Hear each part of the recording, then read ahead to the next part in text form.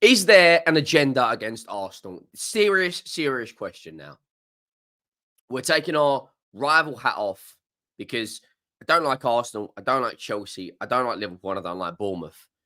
But two instances happen in two different games. Very, very, very similar instances. One is a yellow card and one is a red card.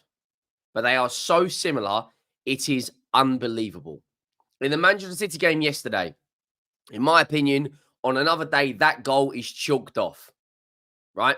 We've seen it last season where Ben White was trying to get hold of Vicario's glove and he was warned not to do that. And I'm pretty sure a rule come out this season which meant a player couldn't do that anymore. Happens in the Man City game.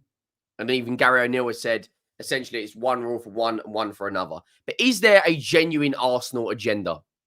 Let me know your thoughts down below, whether you're a Chelsea, Liverpool, Man United, City, Arsenal, Spurs, whoever you support, let me know. Make sure you go down, drop a like, and make sure you have subscribed to the channel. We are steamrolling our way towards 29,000. We are about 800 away. Now, I've watched it back so many times, right? The situation that happens in the Chelsea-Liverpool game, right, is very, very similar to Saliba's red card. Now, I'm going to bring up, there was a screenshot of them side by side, right? This is Saliba's. Let me see if I can share my screen on this just to make this a little bit easier. This is Saliba's red card. Now, Saliba, as you can see right here, there is Ben White. I don't know if you can see my mouse. About 15, 20 yards away, right? Saliba has been sent off. Okay? It's a foul. Whether there's enough contact to bring him down is a different argument, but it's definitely a foul. Now, you look at the one in the Chelsea game, right? Tosin Adarabioyo, I think it's Tosin Adarabioyo, brings him down. Now, that is Colwill behind him. Colwill is in Liverpool's half, which theoretically means Tosin Adarabioyo is the last man. Now, in Premier League rules, if you bring a defender down and you are the last man, it's a red card. Now, the reason why this wasn't given a red card, I think, is because Colwill is such close proximity and it's deemed that because Jota is so far away from goal, it's not a clear goal-scoring opportunity, right? So those are the two instances side by side. This happened from Johnny Evans on Aubameyang a few years ago. I think that's Aubameyang. Last man was only a yellow card, right? Is it? Hopefully everyone's following. This last man brings down Bukayo Saka. It's the exact same as the Saliba one. Yet out of all of these instances, only one was given as a red card. Now, big up to Rory Talks Football because I've just read this tweet 24 minutes ago. And it says, this is where I got these screenshots from. So big up to you, Rory. If Arsenal are appealing Saliba's red card, they should send these 4 examples of 4 instances were given as a yellow on field. Only one was upgraded to a red by VAR. The appeal should be based on the argument that VAR shouldn't intervene when it's not a clear and obvious error. And I think he is absolutely bang on. And this is the part I can't understand. At the time of Saliba getting that yellow card, both linesmen, the 4th official, and the referee were all in an agreement that it was a yellow card. The referee awards Sailba of a yellow card. Right? Fair enough. VAR intervenes and says, yep, bang, it's a red card. They don't send him over the monitor for him to get a second look. they send him over to the monitor to send off William Sailba. Now, I don't know the ins and outs, the rules and the regulations of VAR. I don't know the ins and outs of the rules and regulations of what referees are to look at the monitor for. We saw an instance in the Chelsea-Liverpool game yesterday where, in my opinion, Jadon Sancho should have been awarded a penalty for a foul on him from Trent Alexander-Arnold. Right? In my opinion, that should have been a penalty. Right? I'm going to bring up the screenshot on that right now. As you can see, Trent Alexander-Arnold gets absolutely zero of the ball. And as you can see, he stamps down or clips Jadon Sancho's right leg. That there should have been a penalty. We have seen penalties awarded in the Premier League for much more softer penalties. Now, two things. One, Arsenal cannot keep getting these red cards. They know the inconsistencies of the Premier League refs and VAR, so don't do anything stupid.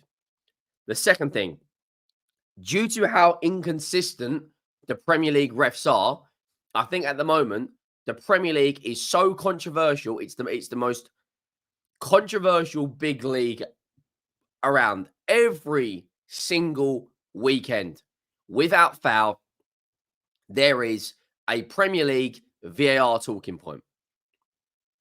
Right? Tottenham versus West Ham. Kudus stamps down on Van der Ven, slaps Van der Ven in the face, and slaps Sarr in the face. At the time, they was only going to give a yellow card. It's like, are the officials corrupt? I don't necessarily think so. But Jesus, the amount of things that are going against big teams right now, like Wolves. Wolves have had more VAR decisions go against them since VAR has been in the Premier League, to my knowledge, than any other team. Right? But Gary O'Neill made a statement and basically come out and said on his post-match interview that it's essentially more fashionable to give Manchester City a penalty than to let the or to give Manchester City the right decision, or the decision that they think is right, over giving Wolves a decision. He feels extremely hard done by. There is, I don't know if it's an agenda, I don't know if it's poor officiating, but it seems to be, if an Arsenal player does something, compared to a City or United or Liverpool or Spurs or Chelsea, it doesn't matter. Last year, Tottenham versus Liverpool, the Premier League wrongly disallowed Diego Jota's goal. The audio from that come out later, and it was announced that it should have been a goal. Now, if you add on an extra 3 or 4 points to Liverpool last season, they would have been touching a lot closer in the title race. But they lost the game to Tottenham. And at the time, they ended up having 2 players sent off. On another day, those Liverpool players don't get sent off, and they've got the 2 extra players for the next 3 or 4 games. Who knows? But right now, it is absolutely insane how many decisions are going for/against Arsenal. Genuinely. Is it an agenda? I don't know. All I've been calling out for this season is fairness. Tottenham last year, huge error in the game against Liverpool, and it's not given. The Declan Rice red card, in the same game Declan Rice gets sent off, João Pedro kicks the ball away, nothing happens. Jeremy Doku, whether he's passing it back for where the free kick's supposed to be taken, or whether he kicks the ball away, it's very unclear. Yesterday, Manchester City, I think they were awarded 2, or maybe 3 free kicks where Savinho falls down theatrically, and as well as Kovacic. You know, I don't think it was a free kick. Even the commentary said it's not a free kick.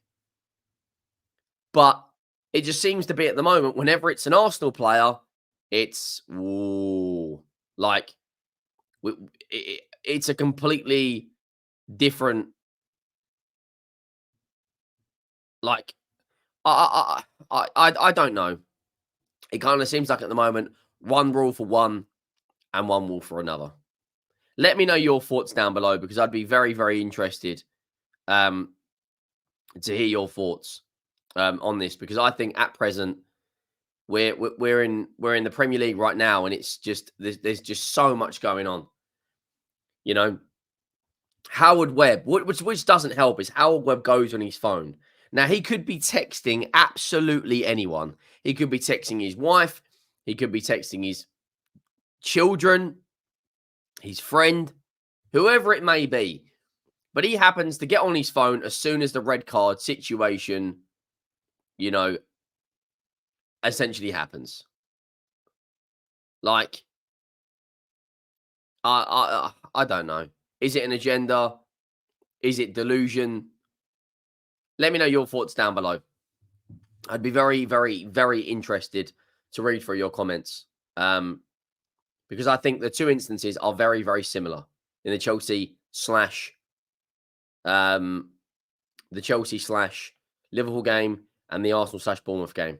Because on another day, in my opinion, if Arsenal have 11 men on the pitch against Bournemouth, if Arsenal have 11 men on the pitch against Manchester City, and if Arsenal have 11 men on the pitch against Brighton, I think they come away with, 3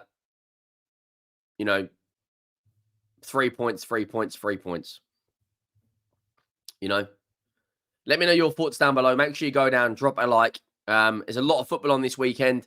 Champions League's back on tomorrow. Europa League and Conference League on Thursday.